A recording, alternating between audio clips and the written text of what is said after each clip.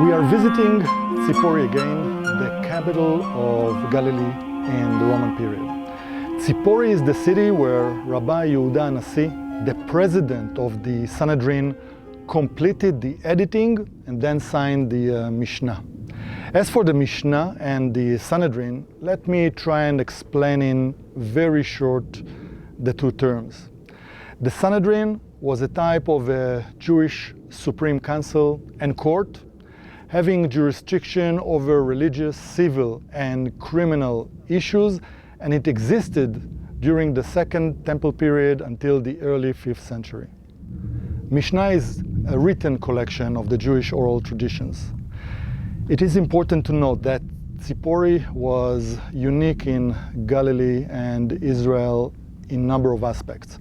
The one aspect I will mention today is the political approach that was adopted by the city of Tzipori compared to other villages and cities in respect to the Romans during the period from Herod the Great till the Great Revolt. So we are looking at the period of 100 years from 40 BCE to 66 CE.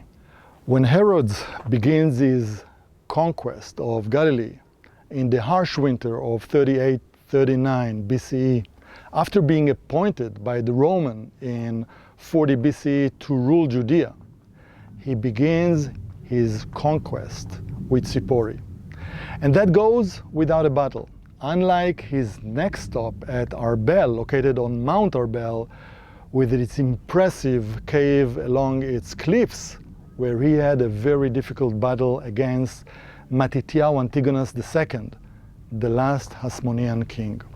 Anyway, after Herod's takeover Tzipori, it continues to serve as the provincial capital of Galilee. 100 years later, during the Great Revolt against the Roman in 66, Yosef ben Matityahu, commander of the Galilee, during the revolt, fortified Tzipori with the financial backing of Tzipori's rich population, who shortly after decided to separate themselves from the rebels and remain loyal to Rome. They asked the Roman to place a Roman guard in Tzipori and agreed with them to a kind of peace treaty. The Jews of Tzipori welcome Aspasianus, who will become a Roman emperor shortly. Tzipori population were the only of Galilee asking peace from the Roman during the Great Revolt. You can like it or not, but without a doubt, the Jews of Tzipori took an independent position. We are at the southern side of the fort, and we will shortly see the layers representing the various periods of construction. This is one of the most impressive buildings in Sippori. It's a square building, 15 by 15 meter, 12 meter height. The fort was built during the Crusader period on the remains of an ancient structure. It was two-story, and as you can see, it was built from very large ashlars. They were probably taken from ancient buildings. In the corner of the building, you can see sarcophagi. Actually, you can see them right here. And it's interesting that in all corners there are two, and at the east, north, there are three, and we'll go there shortly. Maybe a brief explanation about sarcophagi. This is a word that originated in Greek and means meat eater. It is a stone container that is usually made of hard limestone and serves as coffin. The use of sarcophagi was common at many sites in Israel during the Second Temple period and the Roman period.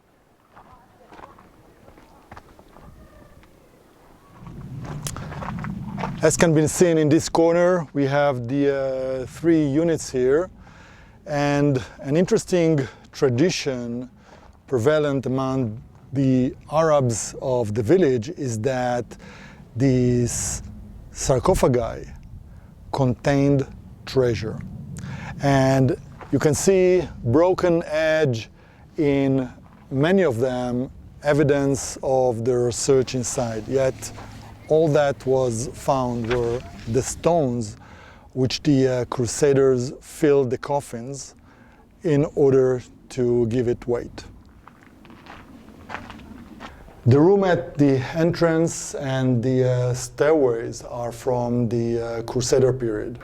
At that point, Sippori is a town under the rule of the Crusaders, who built the fortress and named it La Tzipori. The building was used during the Crusader period as a fort that stood at the highest location of the town. During the Ottoman period, in the days of the Har al-Ammar and his son Ahmad, the entrance gate was built with a pillows decoration at the top, as well as the firing slit above the arch and the first floor.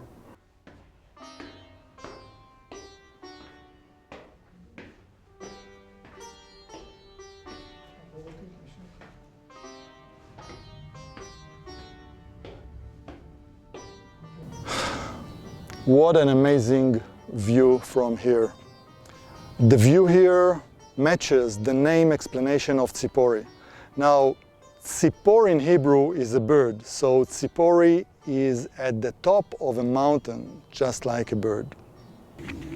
One can understand from this place the reasons for the importance and the power of Tzipori. In a valley named Beit Netofa, this fertile soil is equivalent to wealth. Every year in winter, it is seen after several rainy days that the eastern part of the valley is flooded with water, and this has been exploited in the ancient times just as still used today for various crops. To the south, the Tzipori Valley, where the Tzipori Springs are located, and you are welcome to watch a dedicated video on Tzipori Springs. See the residential area from the Second Temple period on the west of the hill. For about a century, the fort stood unused. Now, no details on the photographer who took the picture now on display. Is only known to have been part of the expedition of Loretta, a naturalist who visited the country as the head of scientific expedition in 1875. Shortly afterwards, the building was renovated by the Turkish Sultan Abdulhamid II. He strengthened the wall and built the second floor.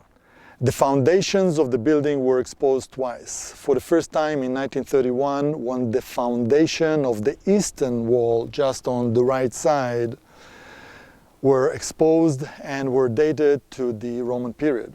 In 1983, the northern west corner was exposed, this one, and its foundations were dated to the Byzantine period. It was also found that below the foundation of the fort was building from the Roman period. Several cisterns were also exposed in the new excavations, but everything was covered and can no longer be seen today. We reached the end of this video, and as usual, we will end with a trivia question. As I mentioned, the fortress was built during the Crusader period. After the Crusader lost Jerusalem, which city was the most important Crusader city in Israel? The answer will appear in 5 seconds.